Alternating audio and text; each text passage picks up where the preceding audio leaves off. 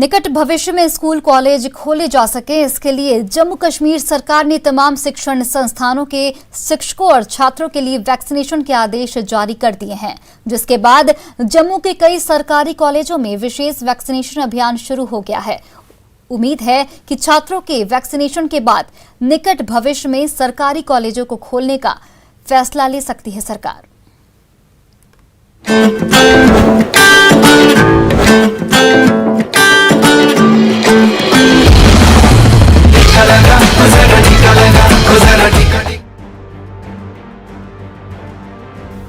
Corona की चपेट में आकर लाखों लोगों ने अपनों को खोया, देश दुनिया की अर्थव्यवस्था डूबी तो स्कूल कॉलेजों में पढ़ने वाले छात्रों की पढ़ाई भी चौपट हो गई।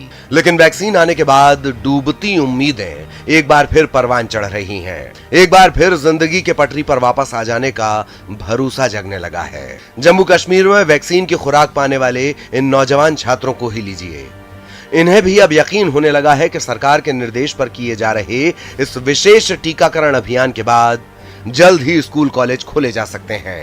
मैक्सिमम स्टूडेंट्स जो हैं वो वैक्सीनेट हो जाएं before reopening of the colleges. जब भी वो 1-2 महीने के बाद जैसे ही ओपन होते हैं तो मैक्सिमम बच्चे जो है मैक्सिमम वो ओपन हो जाए वैक्सीनेशन हो जाए।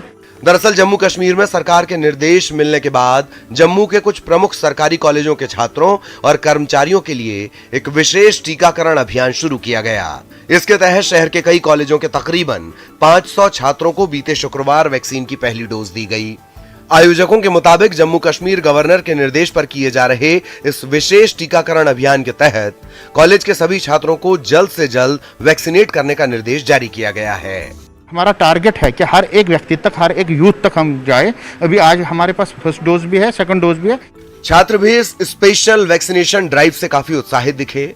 छात्रों का कहना है कि वो ऑनलाइन क्लासेस से ऊब चुके हैं। उन्हें उम्मीद है कि वैक्सीनेशन के बाद जल्द ही सरकार स्कूल कॉलेजों को खोलने का फैसला लेगी। आज वैक्सीन लगा ली है, मेरी फर्स्ट डोज है, क्योंकि मैक्सिमम स्टेट्स में 50% स्कूल्स ओपन हो चुके हैं, तो हमारी स्टेट में नहीं हुए हैं। तो मैं सबसे यही कहूँगी आप वैक्सीनेशन लगाएं और स्कूल कॉलेज कंटिन्यू करें। हम सबको लगवानी चाहिए वैक्सीन। अगर ये हमारे लिए स्टडीज़ के लिए ज़्यादा इम्पोर्टेंट हो गई है, क्योंकि 2 साल से हमारे कॉलेजेस तो ऑफ हैं। कई राज्यों ने वैक्सीनेशन के बाद 50% क्षमता के साथ कॉलेजों को खोलने का फैसला लिया है। ऐसे में जम्मू कश्मीर के छात्रों को भी यकीन हो चला है कि छात्रों के लिए चलाए जा रहे इस विशेष टीकाकरण अभियान के पूरा होने के बाद जल्द ही उनके दोबारा कॉलेज जाने का सपना पूरा हो सकता है। Bureau report, news 18 network.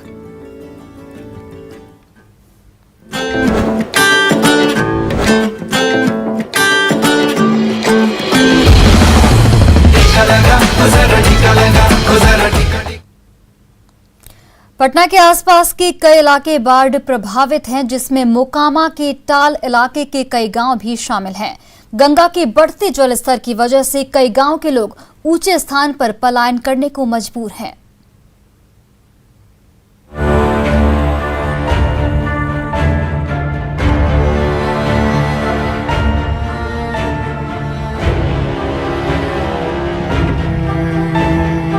Ganga का बढ़ता जलस्तर पटना के आसपास के लोगों के लिए परेशानी का सबब बना हुआ है।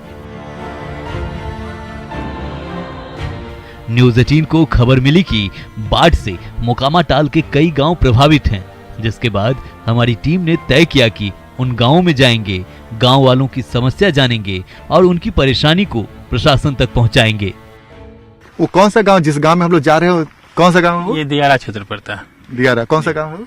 ये रामटोला में, औटा पंचायत के रामटोला गांव में था। रामटोला। अच्छा, मतलब हर साल बाढ़ आ जाता है कि इस बार ज्यादा है? इस बार ज्यादा है और साल के पीछे इस बार ज्यादा है। तो गांव के लोग कैसे रहते होंगे इस बाढ़ के पानी में? दिक्कत तो बहुत हो रही है, और ये किसी तरह अपना जीवन यापन कर रहे हैं। सरकार तरफ से अभी तक तो कोई सहायता अभी तक इन लोगों के पास नहीं पहुंचा है।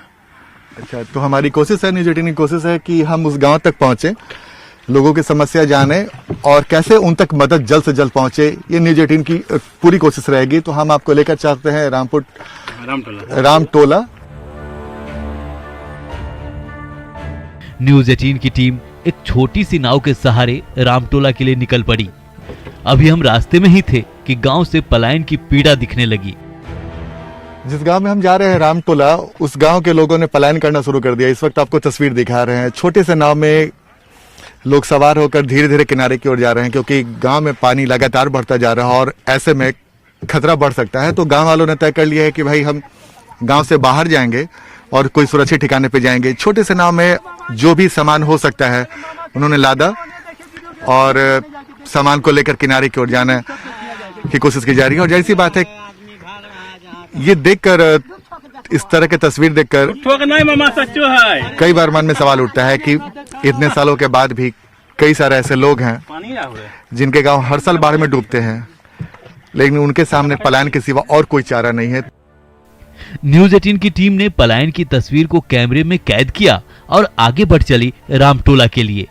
लेकिन रामटोला पहुंचते उससे पहले बर्बादी की एक और तस्वीर दिख गई।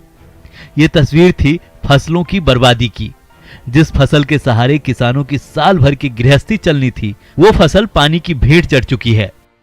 चाहे वो सब्जी हो या फिर मक्का हो, जो भी फसल किसानों ने लगाया था, फसल पूरी तरीके से बर्बाद हो गया। तो हमारी कोशिश है, न्यूज़ 18 की कोशिश है कि जो बाढ़ से तबाही हुई है, जो बर्बादी हुई है, उस सरकार तक पहुंचे।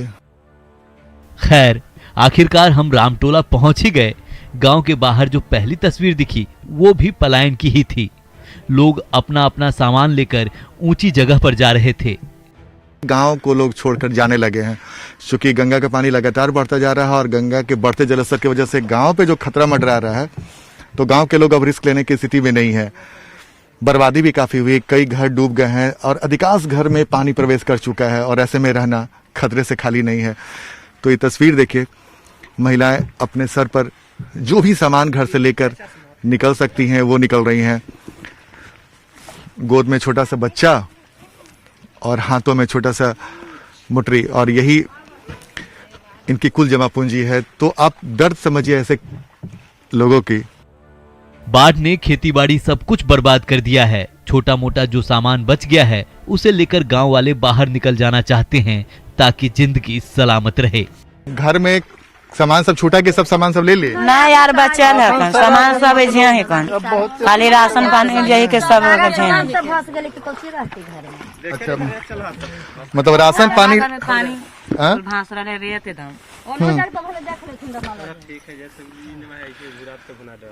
तो घर में कोई अब है कि नहीं, कि सब निकल गया? अभी कोई नहीं के कुल अभी रोड पर पहुंचा कुल घूरते हैं, कुल रोड पर व्यवस्था कर करके घूरथन कुल की घर पर। हाँ, धर के दूसरा घर में धर के तब ना ये फिर। अच्छा, पानी बढ़ ही रहा है अभी? हाँ, सब भूखल पियासल जना सब पानी में गोरिया मार ले कुल के। तो खाने पीने का कुछ चीज बचा के नहीं आप लोग के पास? कुछ नहीं बचना, खाने पीने पकवाइयो ठेकाने चूल्हा चौकी सब टूट भस गलन है कन जे। एगो चूल्हा चौकी ना आगे सब उसी बैठले मचान पे ही की करियन भूखल पियासल।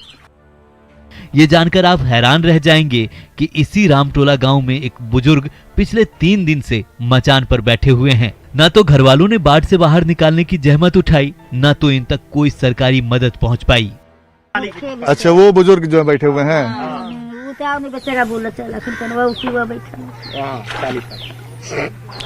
तो देखिए एक तस्वीर दिखा रहे, एक बुजुर्ग हैं जो पिछले 3 दिनों से ऐसे बैठे हुए। बीमार हैं क्या वो? तो घर नहीं छोड़ रहे हैं? पानी है तो जाएगा कहाँ, किधर जाएगा? तो इसी में चांद पर तो नाव पर बैठेगा, वो कहाँ जाएगा? यहाँ पर कोई चीज सूखा है नहीं, कहाँ रहे?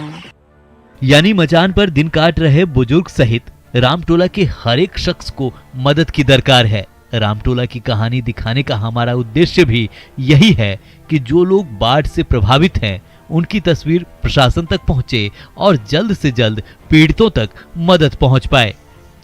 न्यूज़ 18 के लिए पटना से आनंद अमृतराज की रिपोर्ट। और फिलहाल इस बुलेटिन में इतना ही। आप देखते रहिए न्यूज़ 18 बिहार झारखंड।